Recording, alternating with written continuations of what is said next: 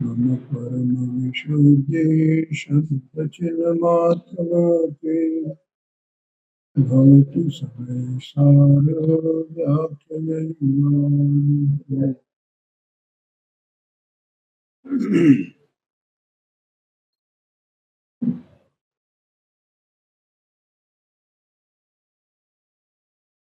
सभी गंगाधर है।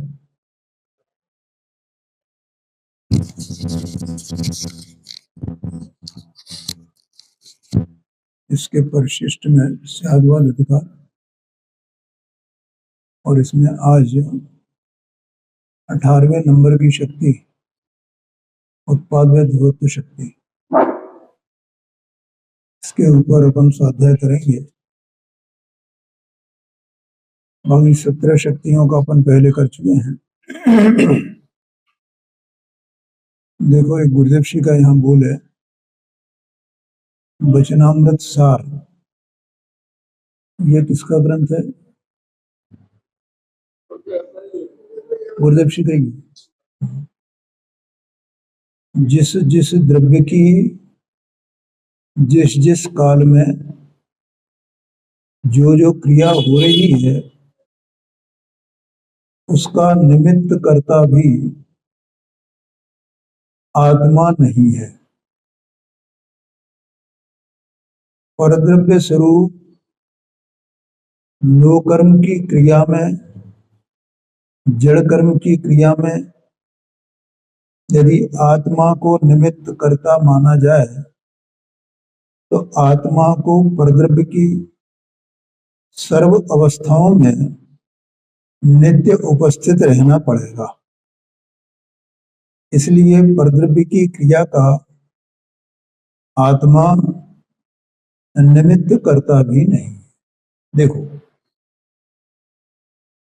ये चर्चा इस कर्ता कर्म अधिकार की 100 नंबर की गाथा में आई। देखो, उस पर से ये गुरुदेव जी का व्याख्यान का अंश है। क्या है?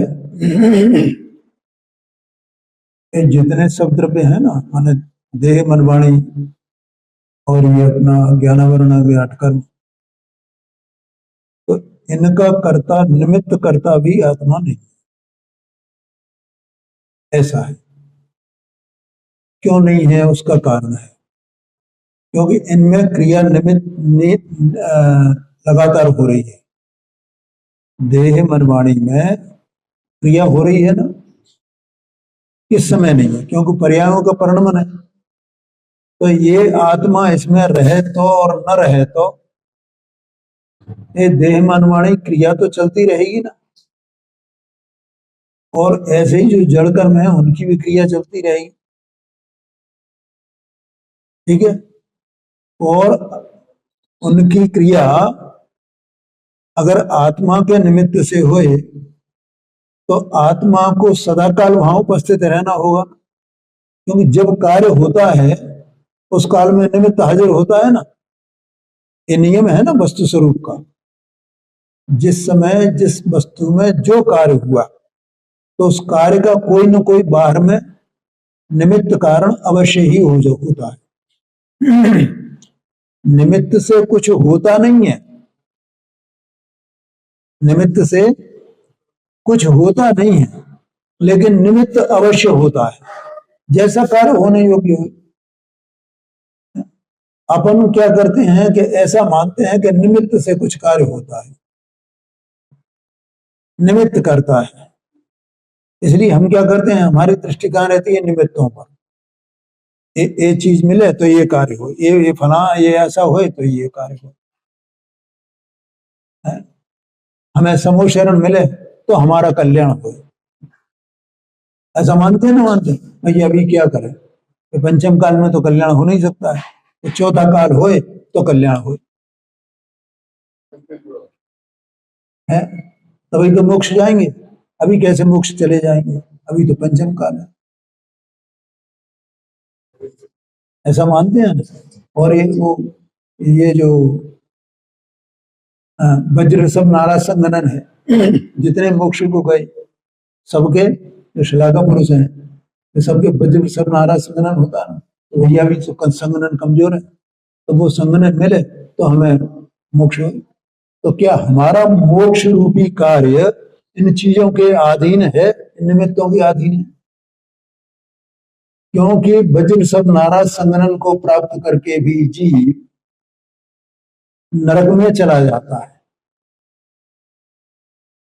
ये आगम प्रमाण है। तो बोलो उससे मोक्ष हुआ, वो मोक्ष का कारण है। चौथे काल में क्या सभी मोक्ष को जाते हैं?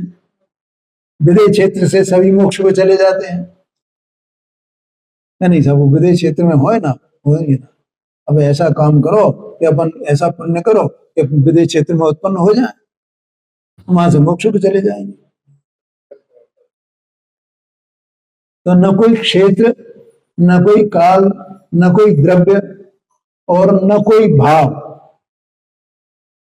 कोई भी जीव के मोक्ष रूपी कार्य का कारण है।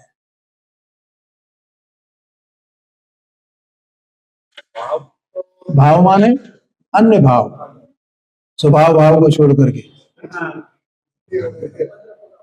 है जी। हाँ जी, हाँ जी, अन्य द्रव्य, अन्य क्षेत्र, अन्य काल, अन्य भाव, कोई उसमें मतलब कारण नहीं बन सकता। जब जीव को ये मोक्ष होने, मोक्ष रूपी कार्य होगा, संबर निर्जरा रूपी कार्य होगा, सम्यक दर्शन ज्ञान चारित्र रूपी कार्य होगा, तब उस प्रकार का स्वयं स्व कारण से निमित्त वहां होएगा। लेकिन उससे कार्य होगा नहीं, क्योंकि तो वस्तु स्वरूप का नियम है कि कार्य होने में दो कारण होते हैं नियम से। ठीक है, तो ये तो नियम बता रहे हैं वस्तु स्वरूप का, लेकिन यहाँ वो बात नहीं चल रही। पहले हम निमित्त का स्वरूप समझने के लिए, यहाँ तो ये बात चल रही है आत्मा उसमें निमित्त नहीं है। देह मन वाणी की क्रिया में और जड़ कर्म की क्रिया में उसमें आत्मा निमित्त नहीं है। देखो 100 नंबर की गाथा है ना पंडित जी, उसमें ये लिखा है कि उपयोग और योग निमित्त कारण है, आत्मा निमित्त नहीं है, जीव निमित्त नहीं है। योग और उपयोग कैसे कारण है? वो भी तो जीव के ही है ना, कि भैया योग और उपयोग तो एक एक समय के हैं, विनाशी के। वो आत्मा तो त्रिकाल है ना। क्या हुआ? हाँ जी, तो वो उस समय जो जो कार्य हो रहा है उस काल में जीव का योग और उपयोग तो निमित्त है, यथा योग है। कर्म का बंध हुआ, कर्म की निर्जरा हुई, कर्म का संवर हुआ, जो भी कार्य हुए। समझ में आया कि नहीं? तो योग और उपयोग तो निमित्त है, लेकिन जीव निमित्त नहीं है। और योग उपयोग विनाशी के तो एक एक समय का है, जो जो कार्य हुआ रहा उस प्रकार से वो उसमें निमित्त बन रहा है, आत्मा निमित्त नहीं है।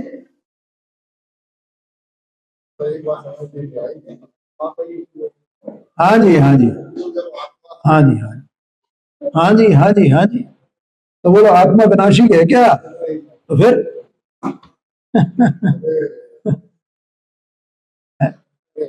आत्मा का उपयोग है, देह मन वाणी आत्मा के नहीं है। योग आत्मा का है, मन वचन का है, ये जड़ के, ये आत्मा के नहीं है।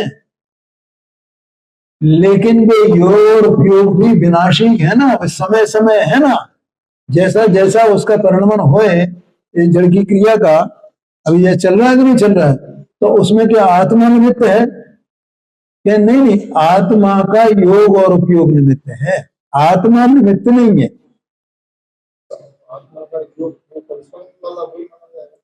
हाँ जी, हाँ जी, मन योग वचन योग का योग,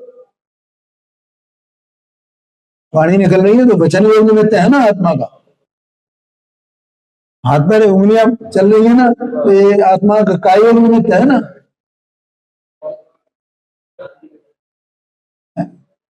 मन में विकल्प उठ रहा है तो उसमें मन के आश्रय से, तो उस मन में वो योग मन योग निमित्त है ना।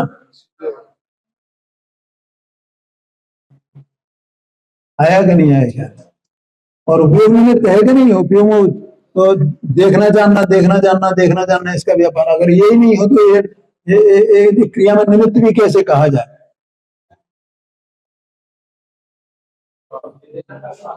ठीक है, तो यहाँ ये बता रहे हैं कि भैया अगर आत्मा निमित्त हो तो आत्मा को वही निरंतर हाजिर रहना चाहिए, क्यों? उसमें तो क्रिया तो निरंतर चल रही है। समझ में आया ना? तो आत्मा को नित्य कर्तृत्व का प्रसंग आ जाएगा अगर आत्मा निमित्त हो। है? हाँ, तो आत्मा करता है नहीं, जो नित्य परम पारा में भाव रूप जो जीव वस्तु है, आत्मा है, त्रिकाल है ना, वो वही तो मैं हूं ना। तो आत्मा करता है क्या? आत्मा उसका निमित्त भी नहीं है। आत्मा तो अपने सम्यक दर्शन ज्ञान चारित्र जो प्रकट होते हैं निर्मल पर्याय, उसमें निमित्त कहा जाता है, इनकी क्रिया में निमित्त नहीं कहा जाता है। क्या कहा? 28 मूल गुण का पालन हो, 11 प्रतिमाओं का धारण करना होए, 12 प्रकार के जो व्रत हैं, अनुव्रत हैं, उनकी क्रिया हुए, उसमें योग और उपयोग निमित्त है, आत्मा निमित्त नहीं है।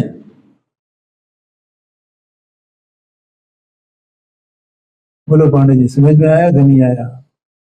ओ जी 5 पाप करे, है? अनर्थ की क्रियाएं करे, अनर्थ दंड व्रत, अनर्थ दंड जिसमें लगता हो, माने दंड माने मन योग, वचन योग, काय योग में ये हरकतें चलती रहती है ना, अनर्थ की। दंड माने ये योग, योग की क्रिया, उसको दंड कहते हैं। क्या भैया? आज मैं ये सोच रहा था, एक सज्जन ने मुझसे एक दिन प्रश्न किया था काय के बारे में, कि वो अपन जब पूजा करते हैं ना, तो स्थापना करते हैं और फिर वो अष्टक बोलते हैं एक एक करके।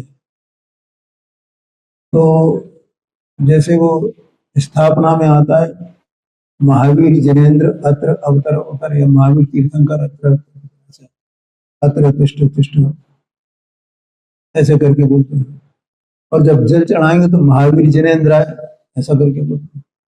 उन्होंने पूछा कि ये इसमें क्या अंतर है, यहाँ जिनेन्द्र क्यों बोलते हैं, वहां जिनेन्द्र क्यों बोलते हैं? ऐसा प्रश्न आया, तो मैंने उनके प्रश्न का उत्तर दे दिया। तो मैं सोच रहा था कि मैं कोरा पंडित नहीं हूं।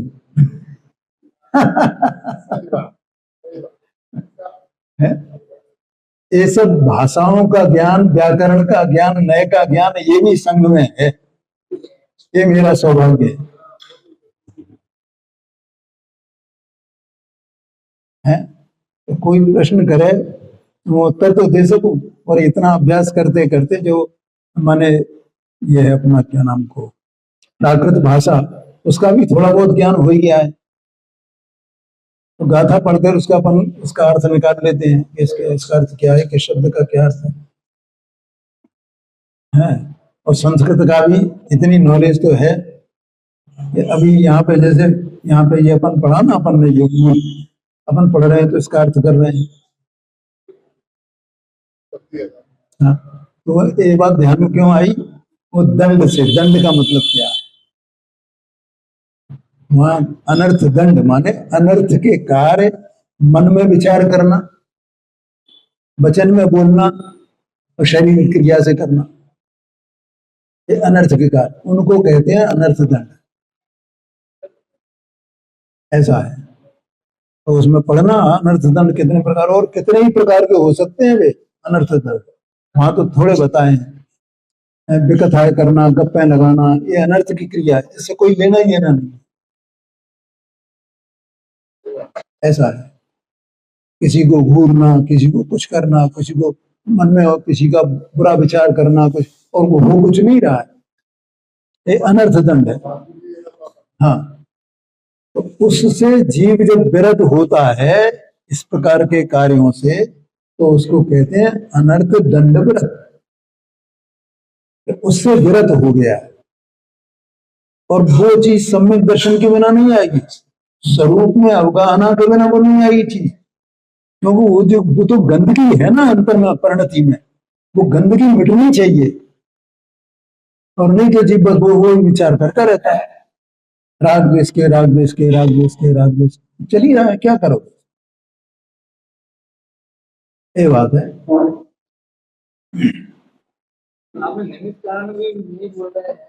हाँ जी, अरे तो भैया बताया तो तभी, तो निमित्त तो होगा कोई ना कोई, तो निमित्त कौन है? क्या योग और उपयोग निमित्त है? हाँ जी, हाँ जी, हाँ जी, हाँ जी, चलो कोई बात नहीं। यहाँ पर एक गाथा समय सार की है, काय की है? समय सार की। और समय सार की गाथा है, उस पर बुद्ध गुरुदेव श्री का ये व्याख्यान है, और उस व्याख्यान में ये कहा 100 नंबर की गाथा है। ठीक है, अब मैं ये पूछता हूं, समय सार माने क्या होता है?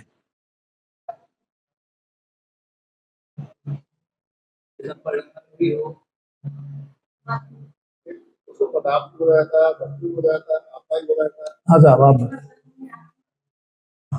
हैं, बस बस बस बस, अकेला शुद्ध आत्मा। भाई समय में और समय सार में क्या अंतर है? वो परिणमन करे और जाने, वो तो समय का अर्थ है, समय सार का अर्थ थोड़ी है वो। क्या कहा? ठीक है, और समय सार में ना दृष्टि का विषयभूत वस्तु, दृष्टि का विषयभूत पदार्थ, वो कैसा है? वो परिणामी है तो अपरिणामी है?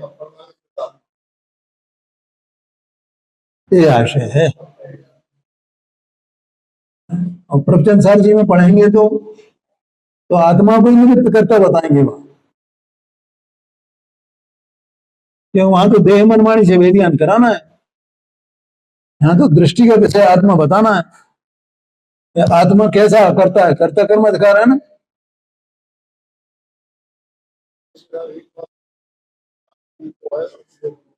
हाँ जी, हाँ जी, वो लक्षण तो बताएंगे, आत्मा एक वस्तु है कि नहीं है, सत्स्वरूप, तो उसका लक्षण क्या है? जहां जहां जो जो जैसा जैसा है वैसा वैसा समझना, जहां जहां जे जे योग्य छे तहां समझ मूमते, श्रीमद जी ने लिखा है।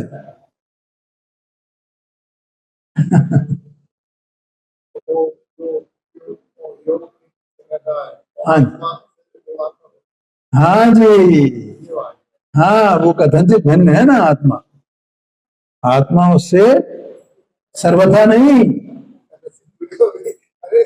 जो दृष्टि का विषयभूत कारण परमात्मा, समय सार, शुद्धात्मा, भगवान आत्मा, परम पारणात्मक भावरूप वस्तु, वो कथन से तुझसे भिन्न है कि नहीं है उपयोग और उपयोग से? अभी तो प्रारंभ में तो मैंने बताया जो उपयोग और उपयोग तो विनाशिक है, तो विनाशिक है क्या? ऐसा है। ठीक है पंडित, तो तू अपने को कैसे देख कि इस जड़ की क्रिया का तू निमित्त है क्या? एक ज्ञानावरणादि आठ कर्मों का बंद होता है, उदय होता है, ये उसका तू करता है क्या? निमित्त करता भी है क्या? करता तो नहीं है, तो निमित्त करता भी नहीं है।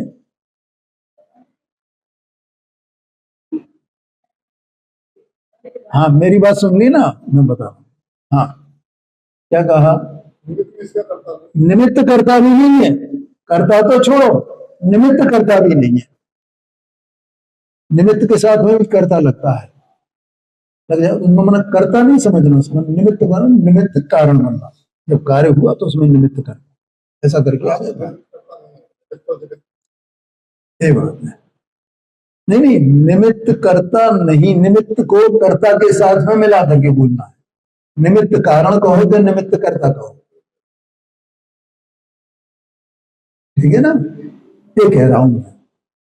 तो वो कर्ता तो नहीं है, लेकिन निमित्त कर्ता के रूप में भी कर्ता नहीं है, निमित्त के रूप में भी कर्ता नहीं, ये आशय है। आया समझ में? ये आशय है पांडे जी इसका पूरा का। हाँ बताइए।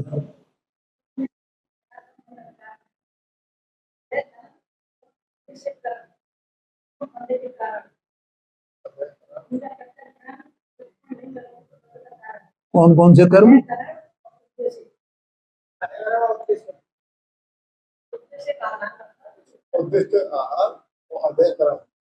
हाँ हाँ ठीक है। हाँ जी, हाँ जी बिल्कुल। हाँ जी, हाँ जी,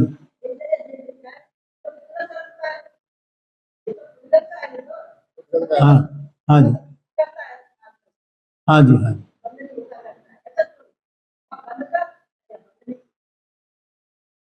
बंद का है कि बंद का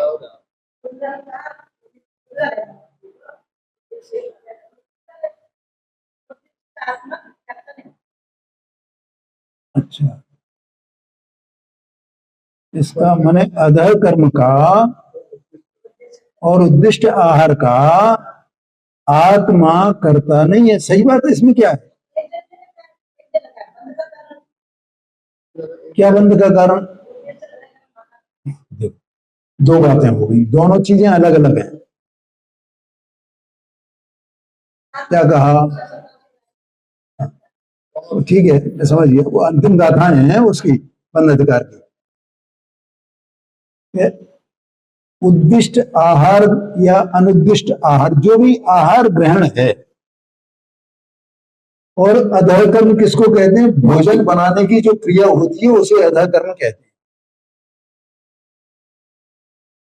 ठीक है। अब जो मुनिराज के उद्देश्य जो आहार बनाया जाए, ठीक है, तो वो भी अधः कर्म, तो वो भी है, और उनके उद्देश्य नहीं बनाया जाए तो वो भी अधः कर्म है, ठीक है, वो तो अधः कर्म ही है। और दूसरा आहार ग्रहण, कौन सा, क्या शब्द बोला था आपने? उद्दिष्ट आहार। तो देखो, उद्दिष्ट आहार और अधः कर्म, ये दोनों बंध के कारण है क्या नहीं है? इसमें क्या दिक्कत है बताओ? ये बंध के कारण। अच्छा, दूसरा, अब क्या आत्मा इनका करता नहीं है? तो आत्मा करता नहीं है तो कौन सा आत्मा करता नहीं है? वही समय सा है। हाँ जी, नहीं, अभी आत्मा माने जो परम पूर्ण भाव रूप जो शुद्धात्मा है, वो उसका कर्ता नहीं है। इसलिए तू अपने को कैसा जान?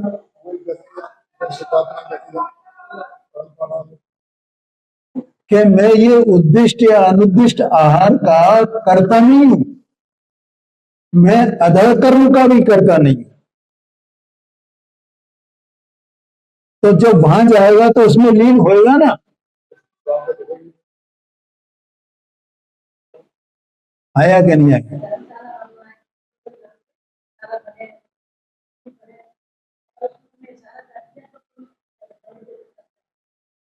हाँ जी, हाँ जी, हाँ जी। तो मुनिराज के ऐसा परिणाम होता ही नहीं है, ये बताना है। इसलिए कि बंध माने बंध से रहित हैं, वो निर्जरा का कारण है उनके लिए। क्या कहा मुनिराज को कि ये मेरा है, ये मेरे लिए है, ऐसा परिणाम नहीं होता है। किसका है, किसके लिए, किसने बनवाया है, ऐसा भी परिणाम नहीं होता। विकल्प नहीं होता। हाँ जी, हाँ जी, इस प्रकार के विकल्प नहीं होते हैं। देखो, जैसे 4 प्रकार का दान कहा गया है ना, तो आहार दान, अभय दान, औषधि दान और ज्ञान दान। तो वहां जो आहार दान कहा गया है, तो कहीं कहीं ग्रंथों में, चरणाने के ग्रंथों में वसति का दान भी कहा है जी। हाँ जी, हाँ जी, ठीक है। वसति का माने क्या कि जंगल में कुछ कोई जगह ऐसी बना दी किसी ने कि जहां मुनिराज आकर के एकांत में बैठ करके ध्यान अध्ययन वगैरह कर सके। माने जैसे बरसात बरसात हो तो उस काल में वहां बैठ सके और ध्यान अध्ययन इत्यादि कर सके, ठीक है। तो लेकिन वो अपना नाम उस पर नहीं डालता है कि मैंने बनवाया, तो मुनिराज को भी ये विकल्प नहीं आता है कि किसने बनाया है या हमारे लिए बनाया है। क्यों? क्योंकि मुनिराज की परिणति में परिग्रह का अभाव है ना। 24 प्रकार का परिग्रह नहीं, वो निर्गंथ है ना मुनिराज का। तो उन्हें ये विकल्प कैसे आवे कि ये हमारा नहीं है तो किसका है, ऐसा विकल्प क्यों आवे? ऐसी सूक्ष्म बात है कि अपन अज्ञानियों की समझ में नहीं आती है, क्योंकि उनकी वो मलिनता निकल गई है परिग्रह की। क्या कहा है जी? हाँ जी,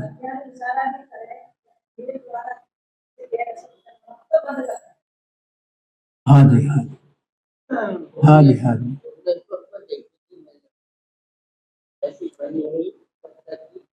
कहाँ पे? हाँ हाँ, हो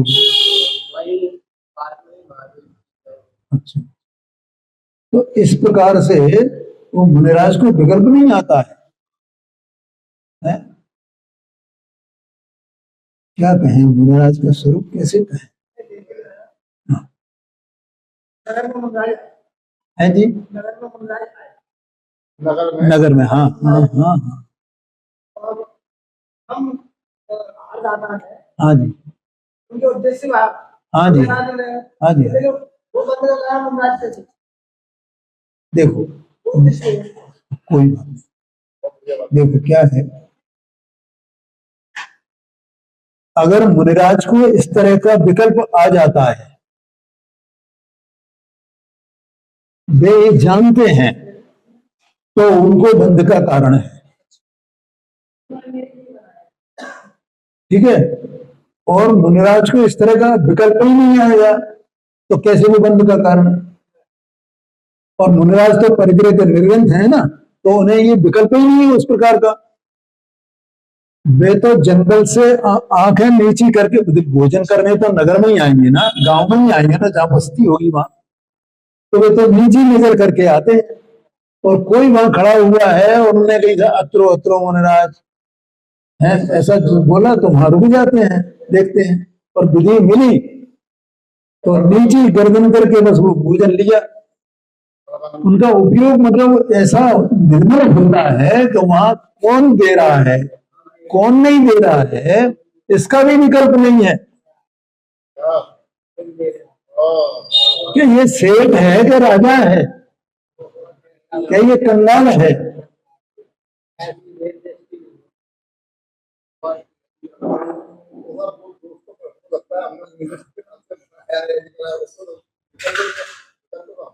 हाँ जी, हाँ जी, बिल्कुल बिल्कुल।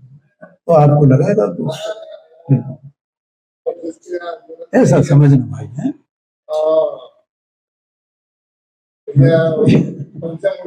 हाँ हाँ हाँ, अरे हाँ जी, हाँ जी, हाँ जी,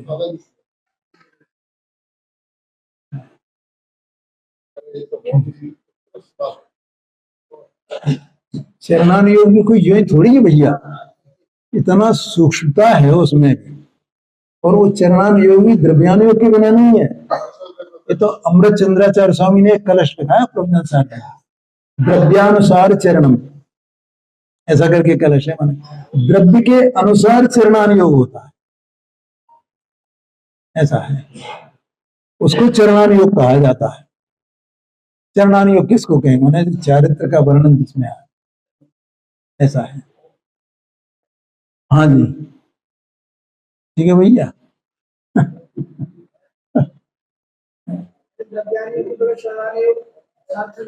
हाँ जी, हाँ, एक बात है, एक बात। बाकी अपन सब ये जो करते हैं तो कुलाचार है, और ये होना ही चाहिए कुलाचार। तो हमारे कुल की पहचान क्या होगी? वो कोई चरणान योग नहीं है। चरणान योग तो वहां से शुरू होता है। तरह से हिंसा को त्याग प्रथा था वर्ण संहार है। अरे असंयमी हो ना, सम्यक दृष्टि, वो भी कुलाचार ही है उसका। चाहे वो वही भले पंचम गुण स्थान प्रति जैसी उसकी क्रिया होए, तो भी वो कुलाचार में आता है, ऐसा आगम में लिखा है भैया। हाँ जी, हाँ जी, हाँ जी, हाँ जी। क्योंकि यथायोग अंतर में वैसी दशा होनी चाहिए ना। तीन चौकड़ी के साय के अभाव में उसकी शांति परिणति में होनी चाहिए ना। उतना सुख का संवेदन होना चाहिए ना। है वो जो 11 प्रकार की प्रतिमाएं बताई गई है ना, तो एक एक प्रतिमा वैसी अंदर में वैसा परिणाम परिणाम की प्रतिमाएं, क्रिया की प्रतिमाएं नहीं है भैया। प्रतिमाएं काय की हैं? परिणामों की प्रतिमाएं हैं, क्रिया की प्रतिमा नहीं है। हाँ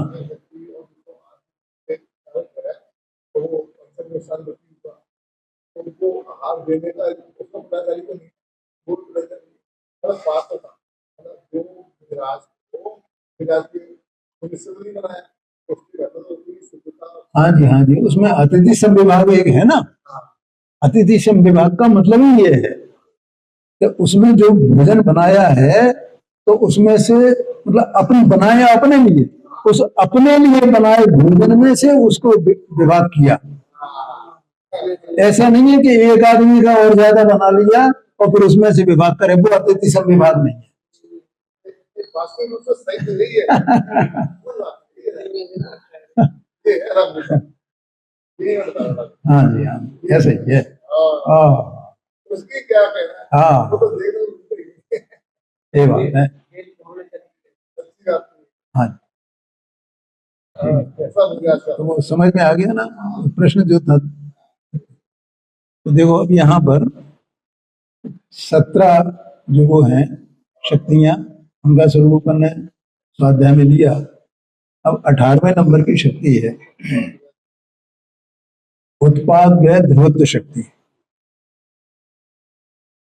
तो देखो ये ऊपर इसमें 745 पेज पर संस्कृत वाला 18वीं शक्ति के बारे में क्रम व्रत वृत्तित्व लक्षणा उत्पाद व्यय ध्रुवत्व शक्ति,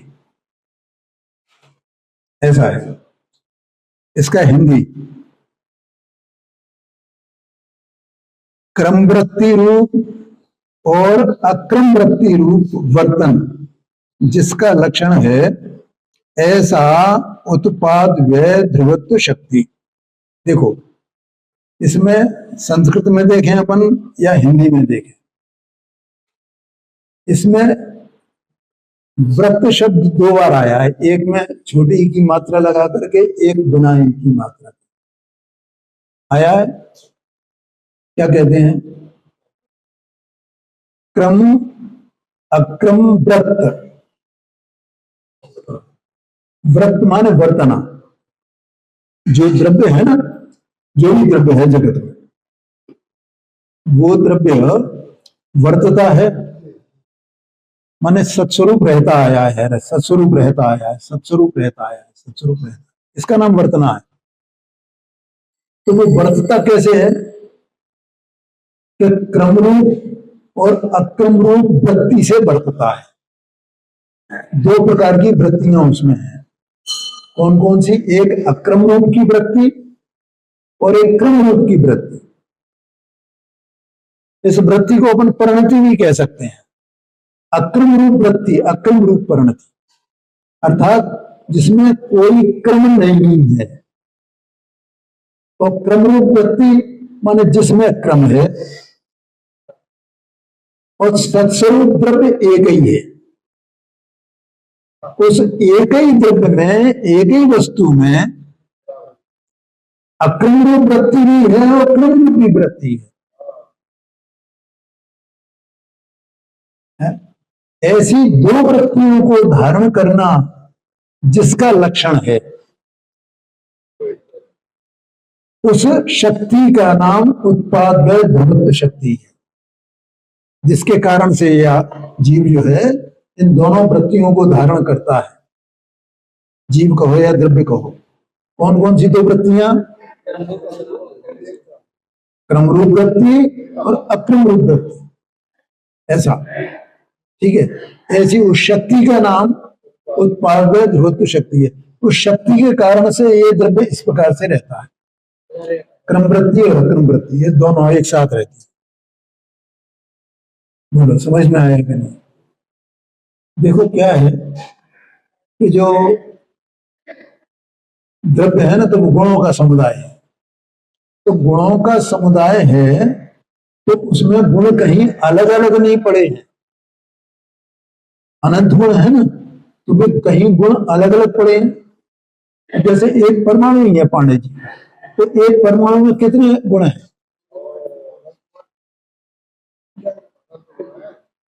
अनंत गुण है एक परमाणु। और वे गुण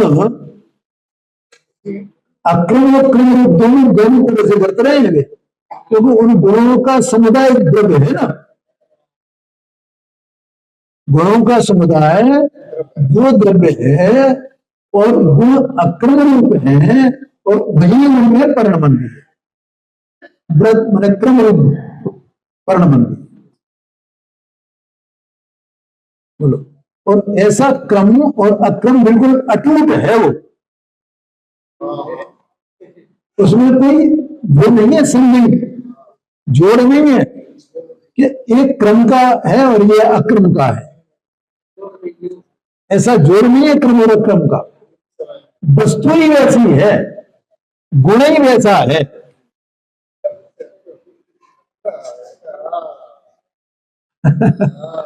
है? ऐसा क्यों है? उत्पाद ध्रुवत्व शक्ति के कारण से। एक बात होगी ना, समझ में आ गई? क्या ओम प्रकाश जी, कितनी विचित्र बात है। एक इसकी बात है, ये यहाँ पर आत्मा के अनंत गुणों में से 47 शक्तियों के गुणों की बात कही गई है। हाँ जी, हाँ जी, हाँ हाँ जी, हाँ जी, वो मैं बता रहा हूँ सब। ये पहले तो इस बात को समझना, ये बात बहुत जरूरी है कि उसमें क्रम वृत्ति में और अक्रम वृत्ति में कोई संधि नहीं है। एक एक गुण वैसा ही है। क्या कहा? पहले इसको समझना भाई, क्रम से सब बातें बताएंगे। क्या कहते हैं? अभी मत पढ़ो, फिर बाद में पढ़ लेना तुम उसको। हाँ, क्यों? फिर ये बातें छूट जाएंगी। यहां देखो, अपन जो स्वाध्याय करते हैं, इस स्वाध्याय करने का मतलब ये नहीं है कि भैया अपन सुन लें इधर से इधर निकल जाएगा, हम अपने को पूरा उठ जाए कि देखो हमने अपने पंडिताई पूरी कर ली, अपने लोगों ने सुना मेरे से। ये नहीं है। यहाँ तो श्रद्धान कराने का प्रयोजन है। यहाँ तो हमारी दृष्टि में वो वस्तु स्वरूप आ जाए, हमें वैसा ही जचे, ये प्रयोजन है। और इसलिए अपने को कोई उतावली भी नहीं रहती है। तसल्ली से अपन करते हैं, अपन के भैया कितनी जल्दी करना, कितनी जल्दी। और तसल्ली से भी ऐसे नहीं कि अब इसको करते ही रहे। देखो भैया, एक गाथा मैंने नहीं ना पूरे 10 दिन निकाल दी, ऐसा भी नहीं। तो जितना समय सहज योग्यता से लग जाए उतना लग जाए।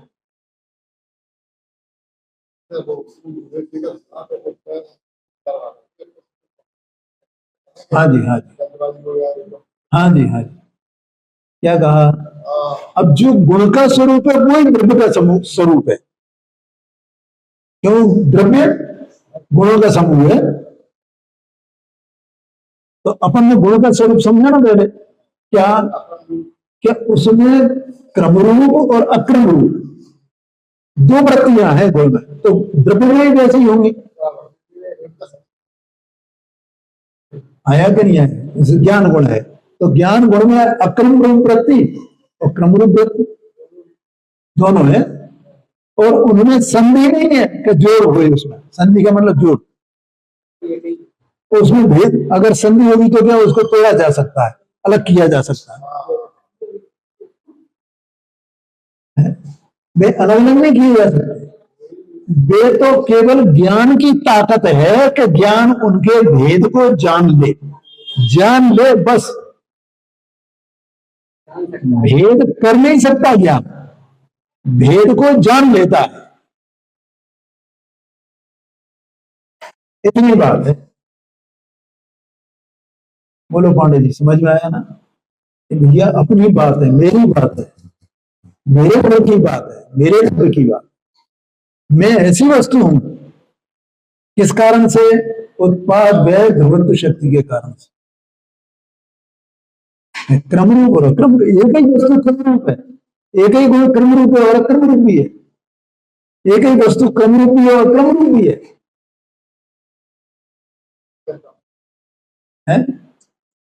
ऐसी कैसी वस्तु है, क्या किया जाए? ऐसी उत्पाद में ध्रुवत्व शक्ति के कारण से। एक बार इधर दृष्टि करके तो देखे जी, मैं ऐसी वस्तु, ये शक्तियां ऐसी पड़ी हैं वस्तु में, है? अपन ने अभी पहले कल कौन सी पढ़ी थी वो, है अगोरोला वस्तु गुण, बोलो। ये शक्तियां पड़ी हैं, और यहां से ये जो अपन बताते हैं ना, तो इनसे अपने को ऐसा नहीं लगता कि ये गप्पे हैं, ये है लगता है मेरा बिल्कुल ये नहीं, ये है। जिनको ये लगा कि है, उन्होंने तो सुना। ये मेरे में शक्ति ऐसी है, इसका मतलब वस्तु ऐसी है, द्रव्य ऐसा है। हाँ जी, देखो जो अगुरुलगत शक्ति है, कल बताया था, सभी द्रव्यों में है ना।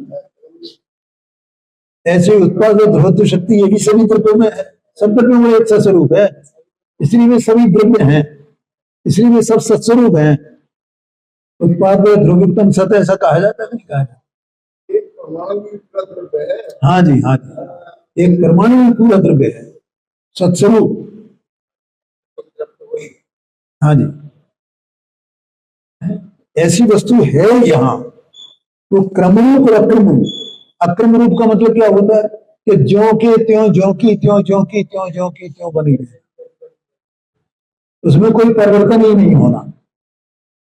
और क्रम रूप माने कि जिसमें पलटना होता है, या जिसका विनाशिकपना है।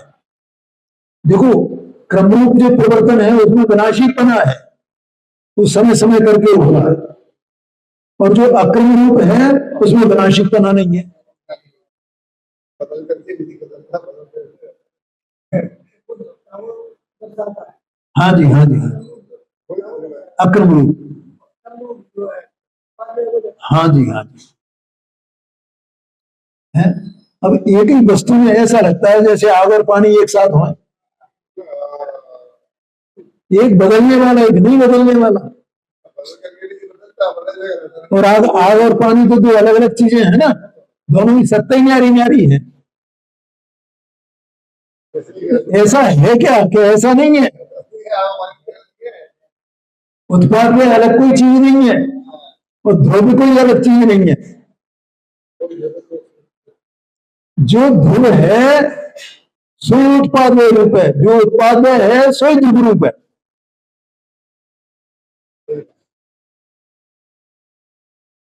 ध्यान में आएगा। और जो उत्पाद में है सो ध्रुव रूप है, और ध्रुव रूप है सो उत्पाद में रूप है। तो भी उत्पाद में है सो ध्रुव रूप नहीं है, ध्रुव रूप है सो उत्पाद में रूप नहीं है। ये अनेकांत है, एक एक शक्ति में ऐसा अनेकांत है पांडे जी। तो द्रव्य अनेकांत स्वरूप है।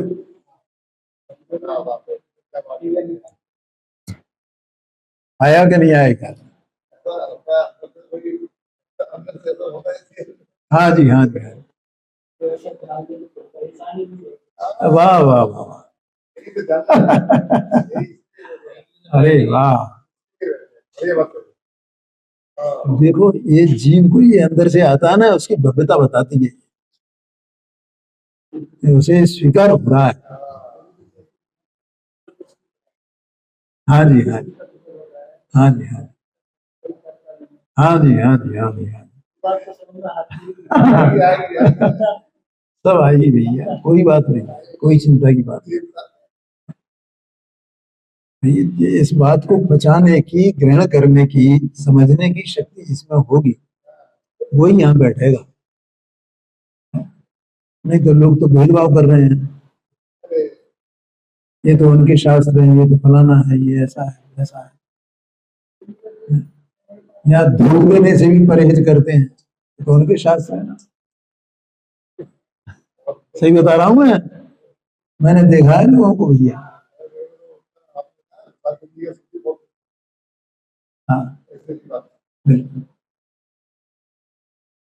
समझ में आया भैया।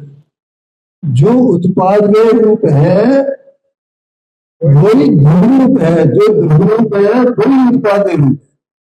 तो भी जो उत्पाद में रूप है वो ध्रुव रूप नहीं है, जो ध्रुव रूप है वो उत्पाद में रूप नहीं। है। एक साल का इतना तो ये वो ऐसा एक एक गुण, ऐसे अनंत गुणों का समुदाय रूप द्रव्य,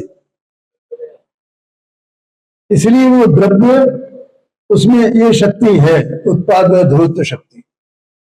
और ये प्रकट अपने को दिखती है ना, ये माने ये प्रमाण होता है ना कि वस्तु जो है उसमें परिवर्तन हो रहा है और वस्तु वैसी की वैसी बनी हुई है, उसमें परिवर्तन हो रहा है और वस्तु वैसी की वैसी बनी हुई है। बाहर से ये तमाम मानो दृष्टांतों से अपने को ज्ञात होता है कि नहीं होता है। हर समय नहीं है। हाँ जी, हाँ जी, हाँ जी, देखो बिल्कुल बिल्कुल, हर समय नहीं है, हर समय नहीं है। और हर समय वैसी की वैसी है, वैसी की वैसी है, वैसी की वैसी है। देव ज्ञान का साबित हो तो जो केवल ज्ञान है ना, केवल ज्ञान हर समय नया उत्पन्न होता है, हर समय नया उत्पन्न होता है? क्योंकि हर समय नई पर्याय है ना, पुरानी पर्याय का तो व्यय हो गया, इसलिए पर्याय का तो व्यय हो गया ना। अब जो वर्तमान पर्याय है इसका भी व्यय हो जाएगा, फिर दूसरी पर्याय आ जाएगी, तो हर पर्याय नहीं है। तो अभी वस्तु वो अनादरणीय है, उसका कभी नाश ही नहीं होता है, वो पुरानी नहीं पड़ती है, नई नहीं होती है, उसमें कोई पुराना नयापन नहीं है। तो पर्याय में पुरानापन नयापन है।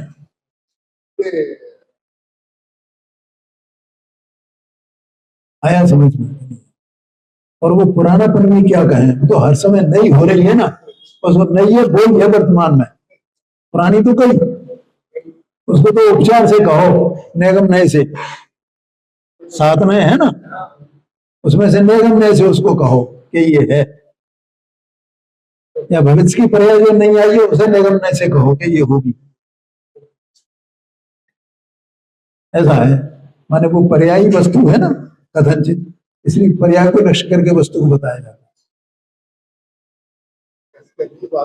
ये अद्भुत अद्भुत, ये जीत वस्तु जो बाहर को उसके उलझा हुआ उसमें मग्न है, बिल्कुल लीन है, इसलिए ये पढ़ने की समझने की फुर्सत ही नहीं है, याद करने की फुर्सत ही नहीं है।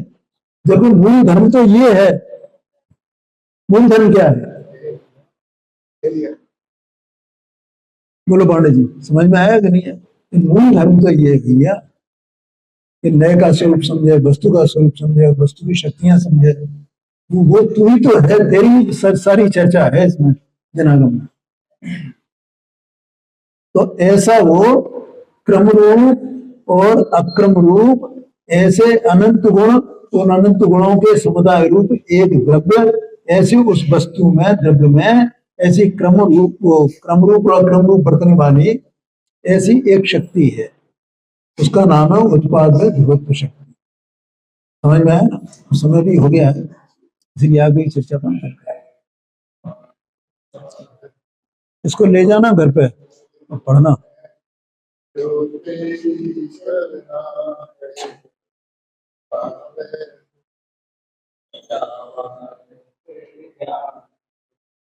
तुंगे लोका रूपाणी मत